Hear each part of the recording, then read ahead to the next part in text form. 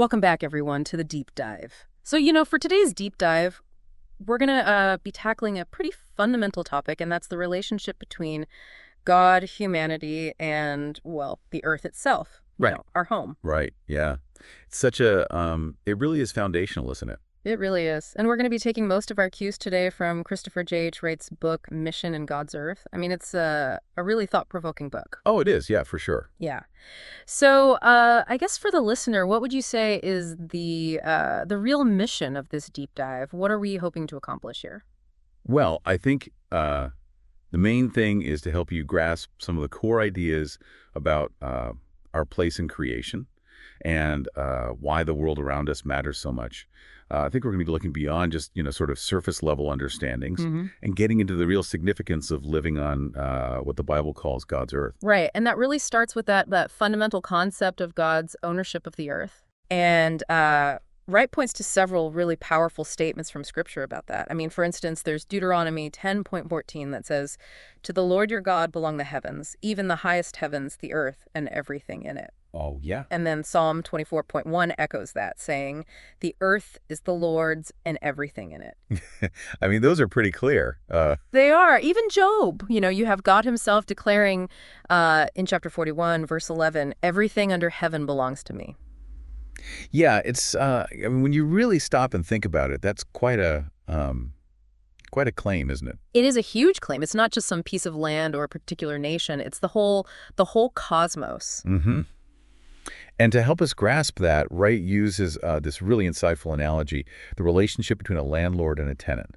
So God is the ultimate landlord, the owner, Yeah, that's a good one. and humanity, we're the tenants entrusted with his property. Okay, so we're tenants. What kind of responsibilities does that put on us? Well, just like any tenant is responsible to their landlord for how they treat the property, Mhm. so too, God holds us accountable for how we treat his earth. Right. And this fundamental understanding of ownership is huge. It carries really profound ethical implications for how we live, how we act, how we relate to the environment. And we're going to unpack those as we go along. Yeah, I think that makes a lot of sense. So God owns it. We're responsible for looking after it. But when God created everything initially, what was his perspective on it? I mean, did he see value in what he had made? Oh, absolutely. One of the most emphatic points in Genesis 1 and 2 is this repeated affirmation of creation's goodness. It's so striking. Yeah. 6 times, it says that God saw that it was good. Right. So what makes this repeated good so significant? Or Wright argues that, firstly, a good creation can only originate from a good God. Right. And he contrasts this with other ancient Near Eastern creation myths where you often have these deities in conflict, and the creation that results is, often flawed or even malevolent. But in the Old Testament, you see the natural order is fundamentally good because it comes from the singular good God, Yahweh. Okay. And this good is a really consistent theme throughout the Scriptures, highlighted in so many Psalms that celebrate God's creative power and his care. Even in the New Testament, like Romans 1:20, it points to creation as clearly revealing God's eternal power and divine nature. So it's not just some random collection of things. It reflects his very character. Right. So this wasn't just God throwing things together and seeing what happens. Exactly. And secondly, Wright emphasizes that this goodness is intrinsic to creation. Right. It wasn't humanity who first, looked at it and said, hey, this is pretty good.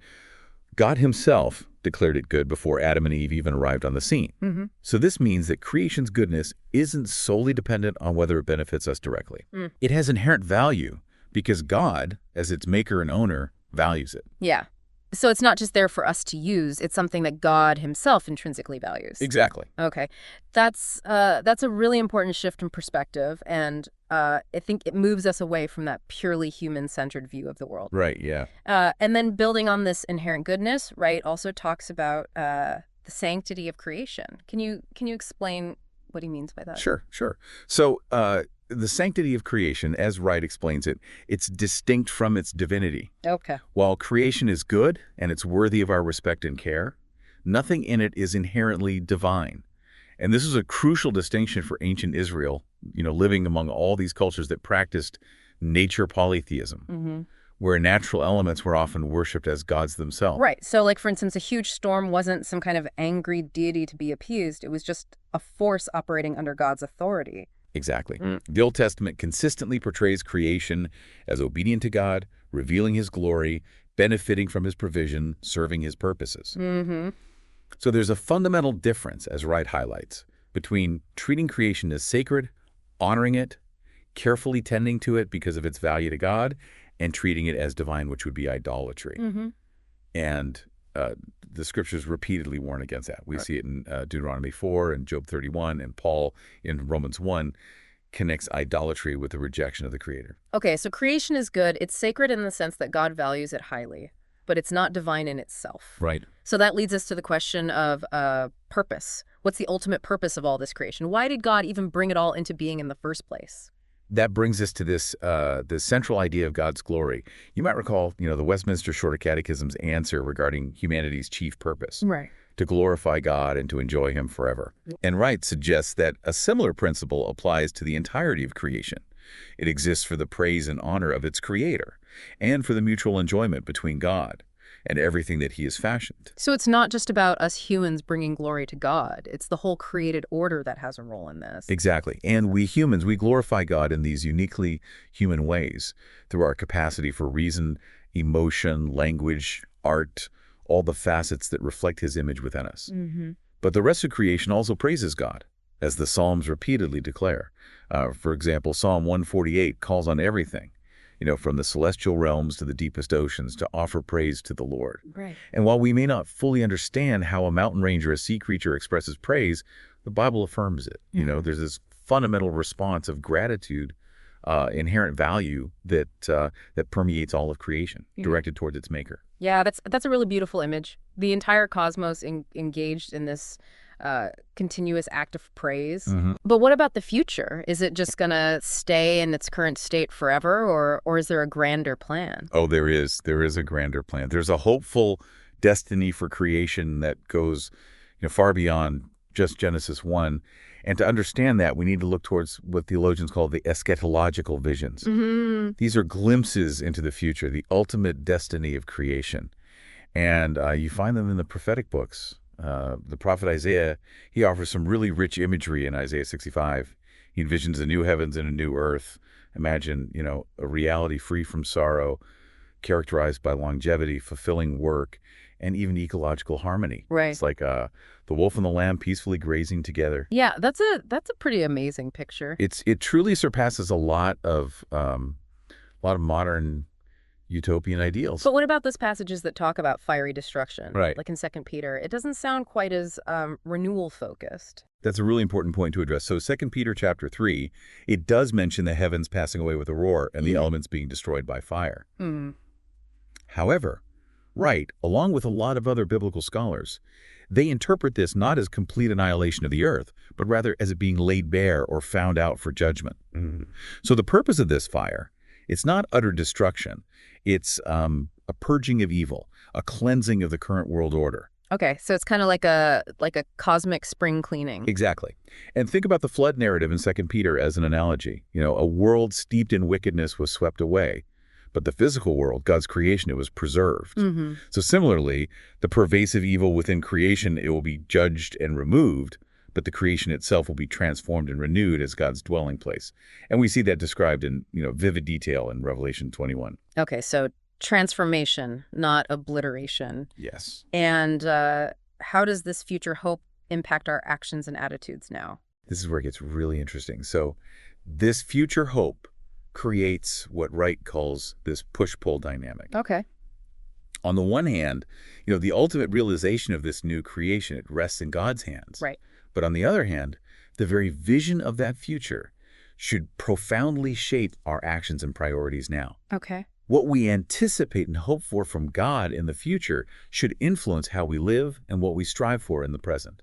So having this destination in mind should guide our journey, as it were. Yeah, I think that's a great way to put it. Okay. So this brings us, I think, to a really important question for the listener. Why is caring for creation a part of the Christian mission? It's a connection that's not always obvious. Right. So Wright presents 4 really compelling reasons for this. And the first one is that it's a continuation of humanity's original mission.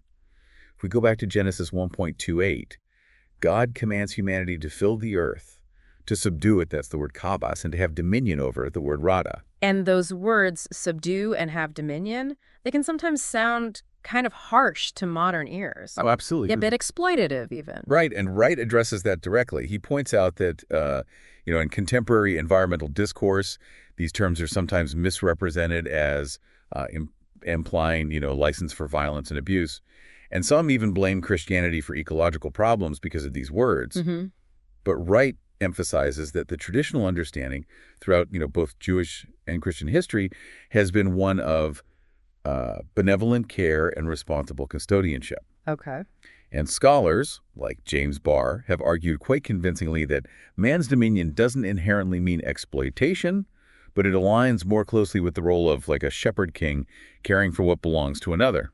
Okay, so Kabas and Rada weren't intended as a free pass to exploit and destroy. No, not at all.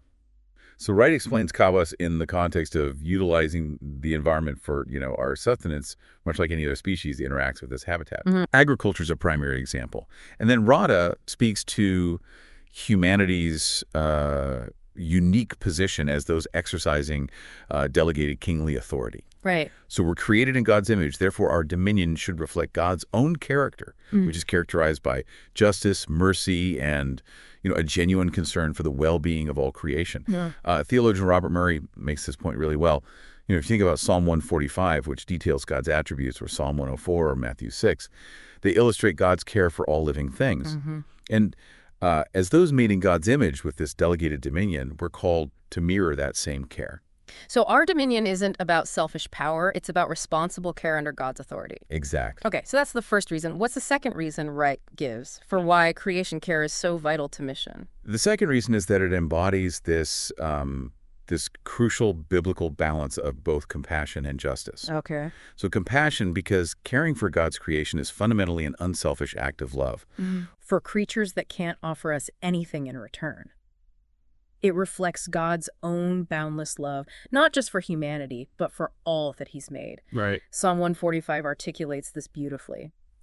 And even Jesus himself used God's care for the natural world as a tangible example of his love for humanity. So it's about extending that circle of concern beyond just our own species. Exactly, yeah. And then it also embodies justice because environmental degradation often disproportionately impacts the most vulnerable communities. Mm-hmm. So environmental action becomes a tangible way of standing up for the weak, the voiceless, and the violated, mirroring God's own commitment to justice.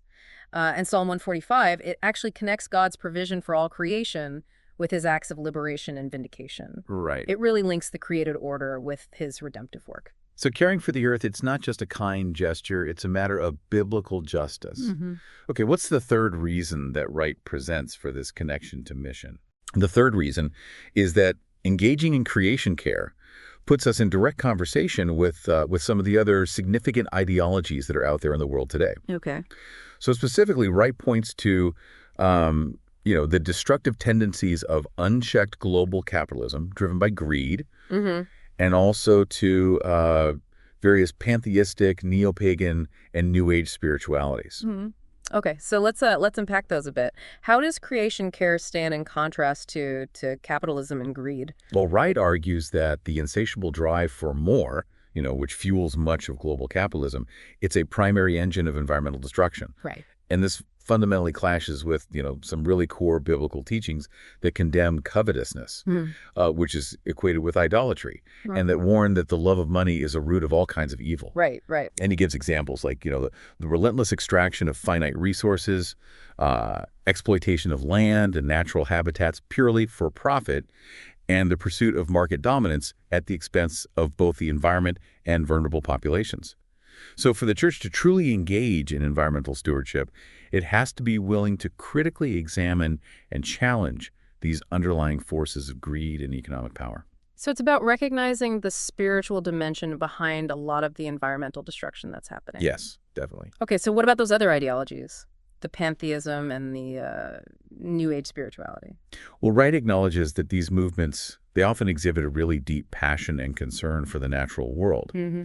But their worldview differs significantly from a biblical one. So the Christian mission needs to clearly articulate that the earth is the Lord's. It's not Gaia or Mother Earth, possessing independent divine power or sentience to be worshipped. Right. So our environmental mission is not about achieving some kind of mystical union with nature, but about practicing responsible care and demonstrating obedience to the Creator. So grounding our love and care for creation in the right source. Exactly. Okay. So what's the fourth and final reason Wright gives for why creation care is so integral to God's mission in the world? The fourth reason is that creation care flows directly from the mission of God himself.